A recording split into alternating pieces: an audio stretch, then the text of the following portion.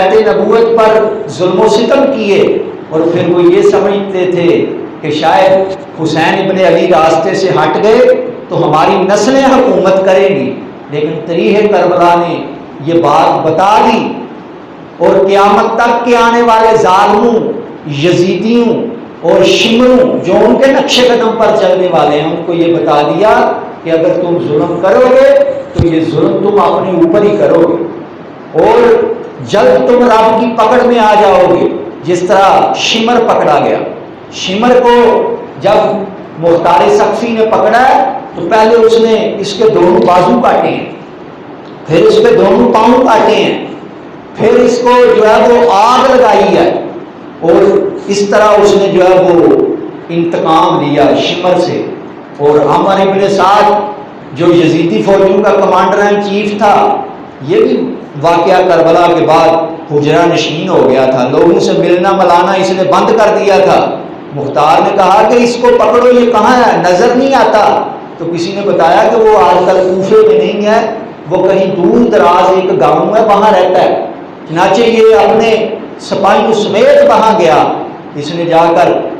جو نشاندہی کی گئی اس کے گھر کی، جا کے دروازہ کھٹکھٹایا، اس کا جوان بیٹا نکلا، اس نے پوچھا تیرا باپ کدھر ہے؟ تو اس کا بیٹا کہنے لگا کہ میرا باپ آج کل کسی سے ملتا نہیں ہے، وہ جو ہے وہ حجرہ نشین ہے، وہ عبادت کرتا ہے، وہ اللہ کی بارگاہ میں استغفار کرتا رہتا ہے، وہ آج کل لوگوں سے نہیں ملتا۔ تو مختار سقفی نے کہا کہ تیرے باپ کو اس وقت تو حجرے میں بیٹھنا چاہیے تھا جب ابن زیاد نے اس کو حسین ابن علی کے قتل کا حکم دیا تھا، اس وقت وہ حجرے میں کیوں نہیں بیٹھا؟ مجھے بتا وہ ہے کدھر؟ تو اس نے کہا کہ وہ سامنے دروازہ اس کے اندر بیٹھا ہوا ہے، اس حجرے میں میرا باپ ہے۔ چنانچہ مختار نے جا کر پاؤں کی ٹھوکر سے دروازہ کھولا، دیکھا کہ وہ آگے مصلی پہ بیٹھا ہوا ہے، اور مصلی پہ بیٹھ کے وہ عبادت کر رہا ہے۔ تو مختار سقفی نے اس کو گریبان سے پکڑ کر گھسیٹ کر جو ہے وہ سین میں لے کے آیا ہے، اور آ کے کہا کہ آج تو حسین ابن علی کے شہادت کے بعد تو حجرہ نشین ہو گیا، تمہیں اس وقت بیٹھنا چاہیے تھا بھی جب ابن زیاد نے تمہیں آرڈر دیا تھا، لیکن تم اس وقت لالچ میں آ گئے تھے۔ اس کو ملک رائے کی گورنری کا لالچ دیا گیا تھا، یہ تب نکلا، پہلے یہ نہیں مانتا تھا، یہ کہتا تھا یہ کام میں نہیں کر سکتا، میں حسین ابن علی کے مقابلے میں نہیں جا سکتا، میں ان پر ظلم و ستم نہیں کر سکتا، لیکن پھر اس کو ملک رائے کی گورنری کا لالچ دیا گیا کہ تمہیں ملک رائے جو ہے وہ دے دیا جائے گا۔ اب یہ اس لالچ میں جو ہے وہ آیا، لیکن وہ گورنری بھی نہیں ملی، اس کے بعد جو ہے وہ اس کو کچھ بھی نہیں ملا، جو ملا میں آپ کو بتا رہا ہوں۔ مختار سقفی نے گریبان سے پکڑ کر اس کو جو ہے وہ شیر میں لے کے آیا ہے، اور آگے اپنے سپاہیوں کو حکم دیا اس کے جوان بیٹے کو پکڑ لو،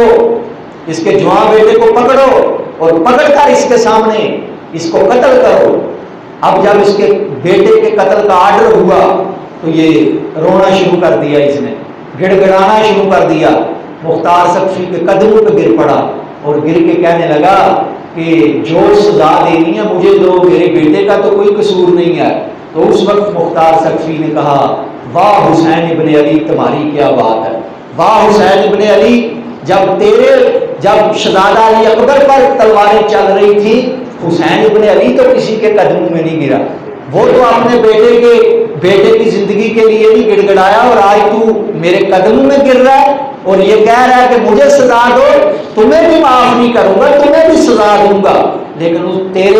اس سے پہلے جو ہے وہ تیرے بیٹے کو تیرے سامنے قتل کروں گا، تاکہ تمہیں پتہ چلے کہ جب شہزادہ علی اکبر اور قاسم ابن حسن کی جوانیوں پر تو تیر چلا رہا تھا اور تلواریں چلا رہا تھا، جب قاسم ابن حسن اور شہزادہ علی اکبر گھوڑے سے زمین پر آ رہے تھے، اور جب ان کی سانسیں اکھڑ رہی تھی اور حسین ابن علی نے ان کو